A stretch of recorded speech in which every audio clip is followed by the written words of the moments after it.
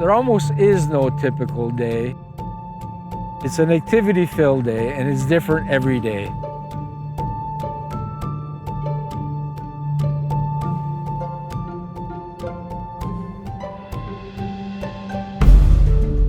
We're shooting a big John Deere sprayer, and Rick Martin is going to be in the sprayer. Well, ideally, there's going to be a hole in the horizon. I'm always checking the weather. If there's a storm coming that day, there's a high probability of some really colorful skies.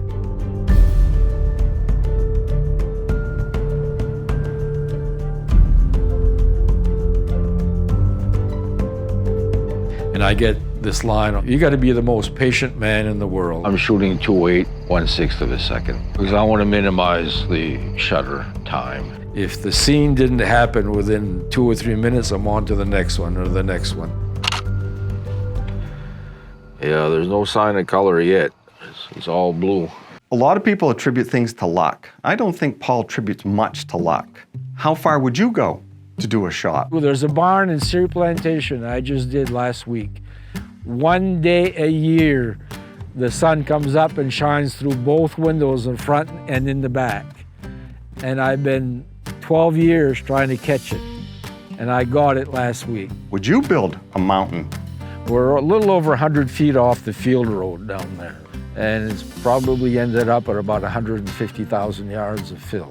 So it makes a nice spot for photography. Would you spend a week building a set that would bring a bear out to look through the lens of a camera?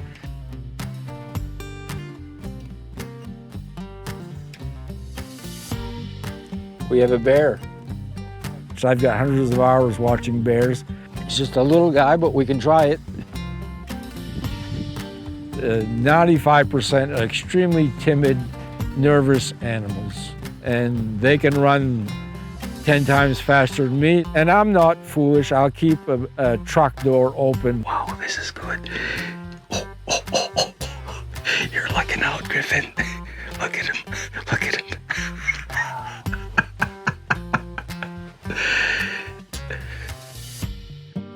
I've got bears in all kinds of situations. I've got handy to probably 40, 50 different props.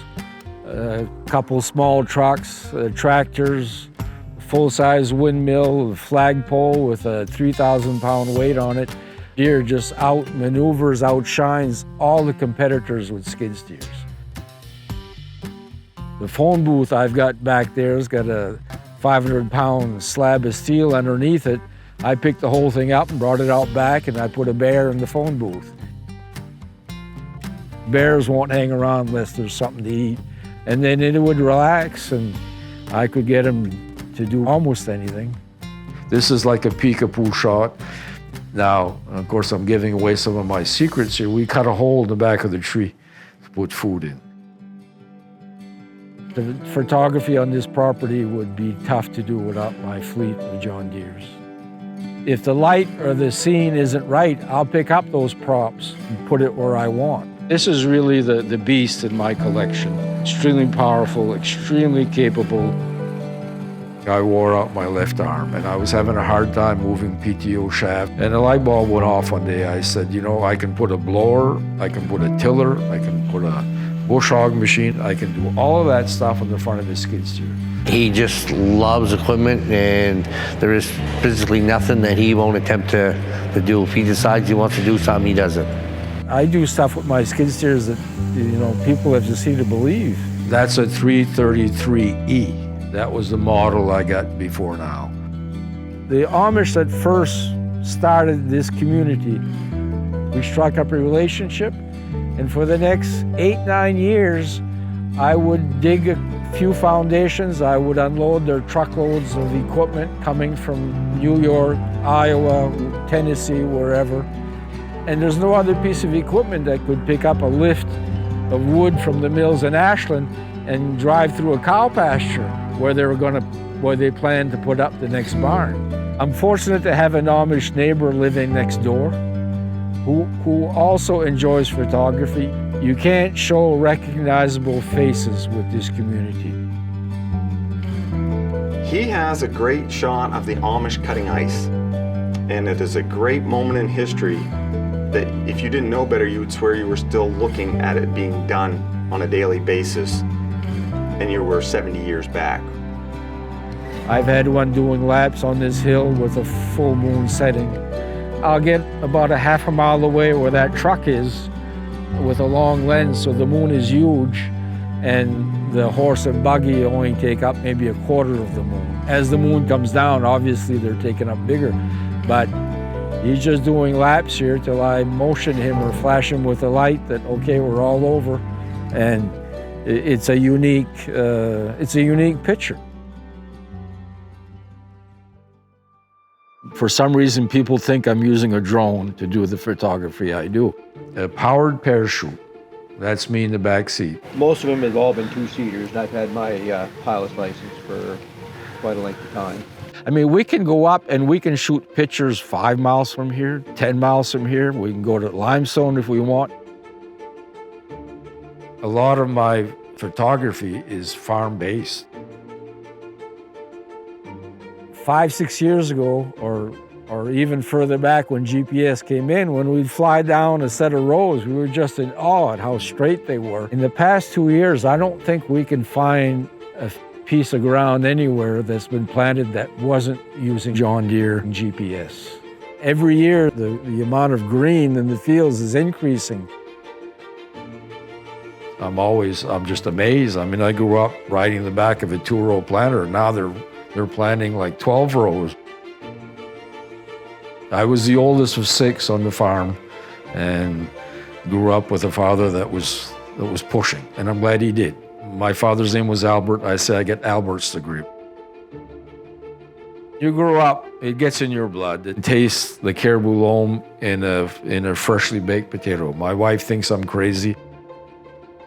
I took a liking to John Deere back on the farm. We were all international farm all, and slowly we started moving over to John Deere. I moved to Presque Isle. My first little piece of equipment was a John Deere 318 lawnmower. In general, he's very, very particular about his equipment, his operation. He wants to make sure his stuff is tip-top, no problems, no issues. We're extremely fortunate to have the best brand in the industry.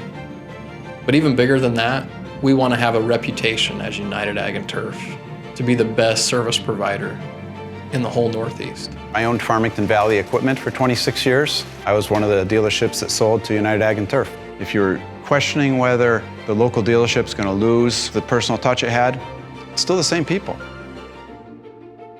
They're genuinely the best you can work with. And the technician, the crew, the parts inventory, the building they've got a lot of good people there. In 20 years from now, we're never going to talk about how many tractors we sold or we hit this share number this month. We're going to talk about the relationships that we formed while we were building United Ag and Turf. Rick won't deliver a piece of equipment to me in the rain because he knows I don't want it coming here all messed up. He'll do it after hours, what have you. I can be here at 5 o'clock if you want me to. Well, he goes above and beyond. I mean, and he knows farming, he knows equipment, and he's one of these people that'll go out of his way. I'm getting ready. Kim says, what's wrong? She says, you all right? I said, yeah. She says, what are you getting up so early for? I said, you see all the nice pictures I said Paul's here takes? I said, somebody's gonna get up and take them.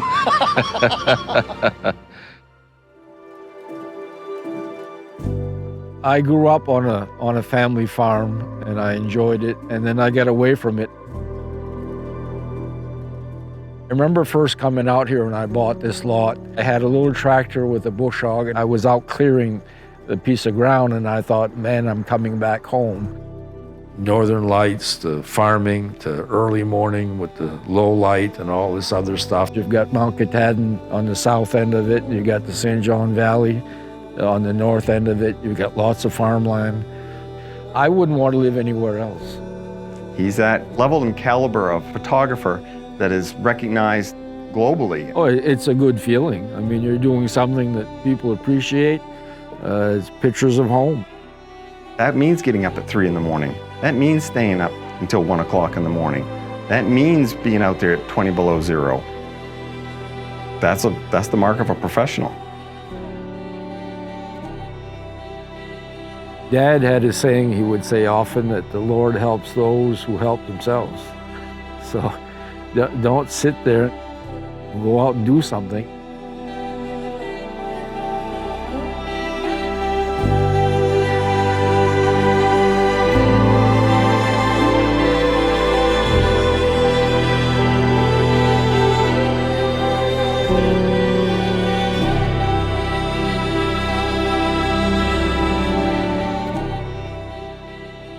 We're all making sure that everyone's happy no matter what part of the dealership you're in.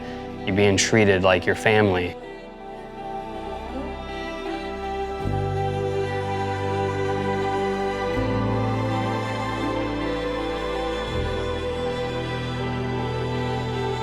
I keep saying that we're united. I love that saying. I mean, it's just not cliche for me. When I say it, I mean it.